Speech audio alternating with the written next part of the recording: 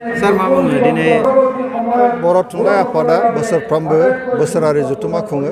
दिनै 64थि बोसोरसालिया जथुम्मा खुंनानै दिनै गेवलां मेल खुंनाय जाबाय आरो बे जथुम्मानि गेजेरजों बर' थुनलाइ आफादा बर' थुनलाइ जौगानायनि सायाव सावरायो आरो गोबां माखासे आसनिनि सायाव सावरायो आरो बोसोरफ्रोमबो गोदान गोदान थांखि लानानै खामानिखौ मावनाय जायो। दिनै बे 64थि जे बर' थुनलाइ आफाद बेबो मोनसे जारिमिनारि मोनसे खुंनाय। बेवहाय गोबां देशनिफ्राय बर'नि माखासे माने डेलिगेट्सफोर बेवहाय फैनाय जादों। दिनै नोङो बेंगलनिफ्राय फैदों, नेपालनिफ्राय फैदों, बांलादेशनिफ्राय फैदों। गतिके मोनसे ग्रेटार जि बड' बेयो दिनैहाय लासै लासैनो ज' जानो थांगासिनो दङ आरो जोंनि राव थुनलाइनि फारसे जों बोरैहाय बयखौबो ज' खालामनानै जों लांनो हायो बेनि बागै बर' थुनलाइ आफादा खामानि मावबाय थानाय जादों।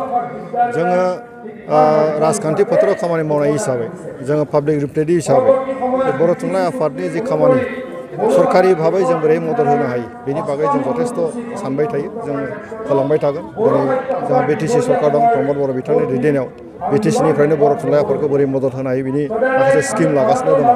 दिनै लेंगुवेज लिटारेचार जौगानायनि थाखाय जिखुनु पदकेप जिखुनु लामा जोङो लानो बेवहाय थियारि आरो बेखौ जों होलांबाय थागोन आरो जों मिजिंथिदों दिनै भारतनि रावा जोंनि बर' रावा भारतनि संसदआव दिनै जों बुंनो हानाय मोनसे राव जादों आरो भारत हादरनि बेयो 22टा जि लेंगुवेज दङ 8 सेड्युलाव हाबनाय बेनि गेजेराव जोंना मोनसे दङ। जे पार्लियामेन्टनि जि प्रसिडिं मोनफ्रोमबो प्रसिडिंखौ बे 22टा लेंगुवेजाव दानस्लायनायनि मोनसे हाबाफारिया जागासिनो दङ। बेहायबो जोंनि रावा बेवहाय जायगा मोनगोन।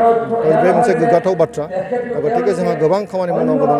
बेनिखायनो जों दिनैहाय गोबां थासारिनि गेजेरावबो जोंनि राव हारिमु थुनलाइ बेखौ जोङो गोग्गोम खालामनो थाखाय जों बयबो गाव गावबागाव खामानिखौ मावनो खोब दरखार दङ आरो आं मिजिंथिदों फैबाय थानाय समाव जों बे हाबाफारि फारसे बयबो खामानि मावगोन।